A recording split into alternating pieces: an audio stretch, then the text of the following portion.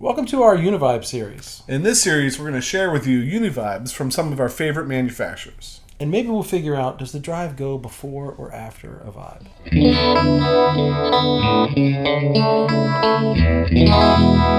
On today's episode, we're going to look at the Uni-Vibe pedal. But before we get into the pedal, I'd like to ask you to consider subscribing to the channel, clicking on the notification bell. Your interaction with us helps us interact with great people in the industry. And in this case, we went to Zzounds and said, if we have a Uni-Vibe series, we would love to get in the MXR Uni-Vibe. Mm-hmm. And that's exactly what we did. Yeah, and somebody asked for this a while ago, and if that person sees this, I think it took a little while, but these things take a while. There's turnover time. It takes a while. But anyway, we got it. So here is the MXR Uni-Vibe. Small package. You have a speed and a depth, which is what you would expect to find on a Strat Uni-Vibe. And then they do have a level knob, which I think you can get to Unity and a little bit beyond, or you get very behind it too if you want. And then there's a little switch up here at the top to switch to vibe mode. So you go from Uni-Vibe mode or chorus mode, like on the original Uni-Vibe, to vibe. So that's great. And we'll go through those knobs here in a little bit. Before we do that, how does it sound? And anytime we do a Uni-Vibe video, I grab the American Strat, 60th anniversary, put it in the middle pickup, run it into the Uni-Vibe, into the DLS Effects Echo Tour, which is on, I think, every clip in this video, and then into the Tyler JT22, and play the exact same thing at the front of the video. So if you just ever want to go compare a couple of the Uni-Vibes in our video, that's there. And so here's how that sounds.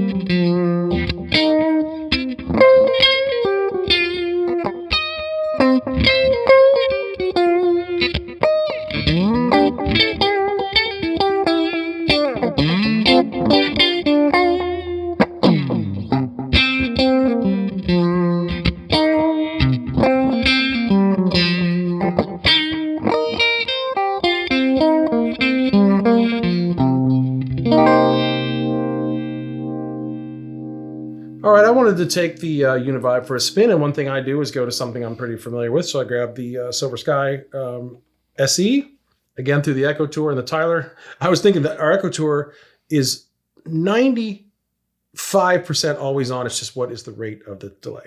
I was thinking about it. It's our always on pedal.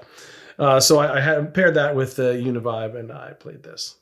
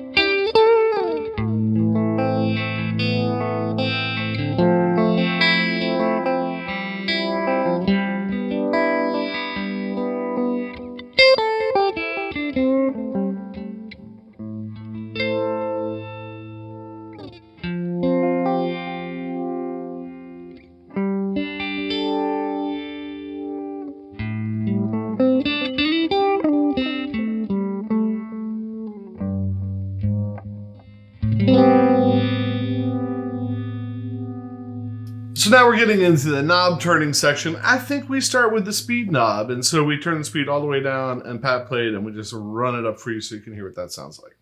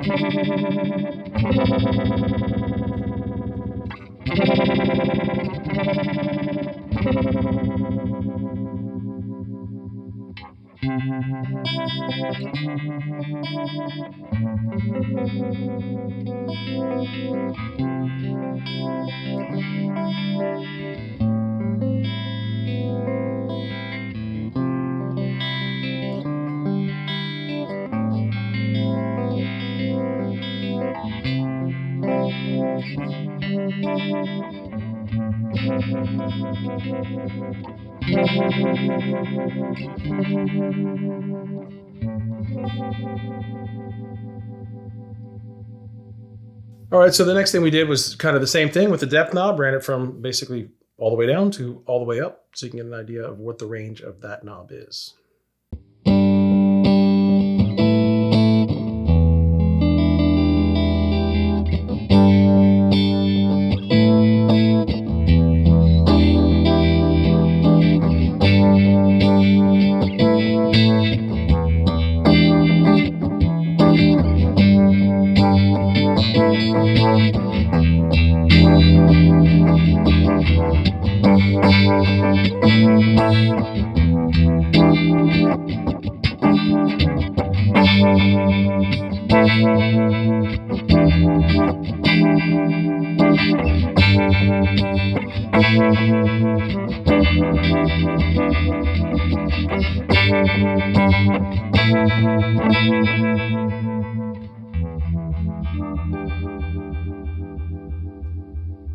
And then lastly, we had the level in the middle, which we think was pretty close to, around noon, was pretty close to Unity. He played a little bit. I turned it on and off, cranked it up a little bit, on and off. And then I think turned it all the way down, on and off, so you can hear it. I mean, it's off. Down was off, right? Yeah, down is off. Just so you can hear what the level knob sounds like, and you can see there's a little. I think you could get a little bit of a boost out of it. Okay.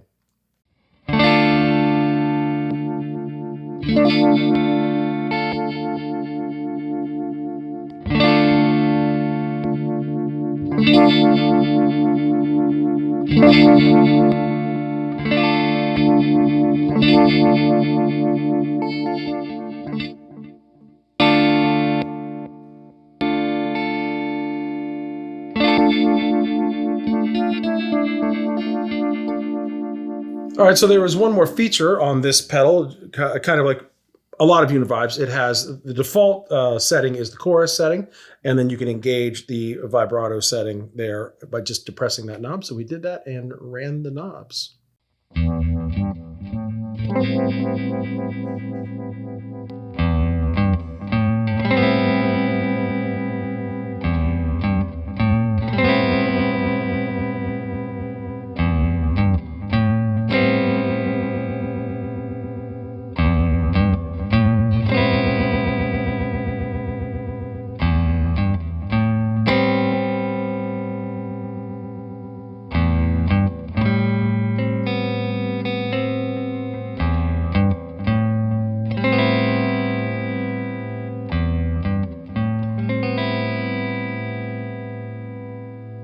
Anybody familiar with this channel knows I'm a sucker for that Leslie sound. We did a whole series. That was the first series, that Leslie sound.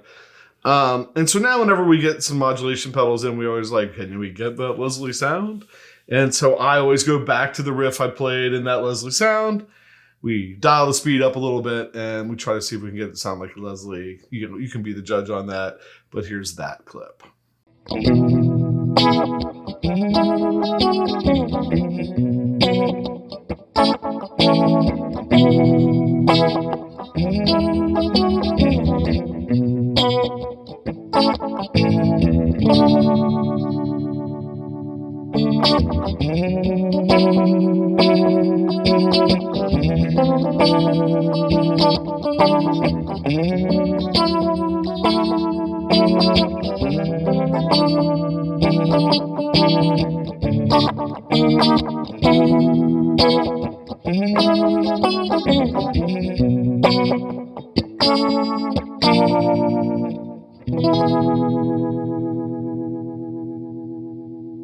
So you may ask, what does this Uni-Vibe sound like with drive?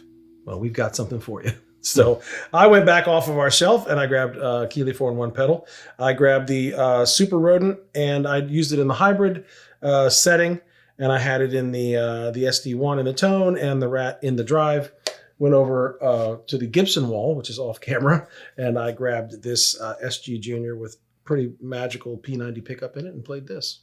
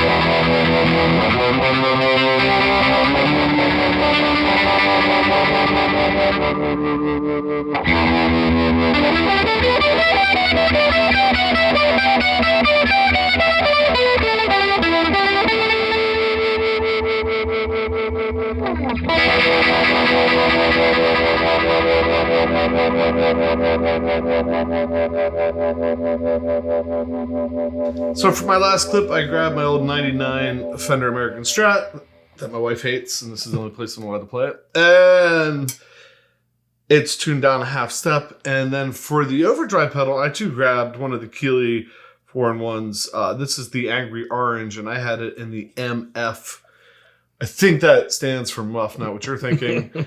Side on both the tone and the drive. And yeah, here it is.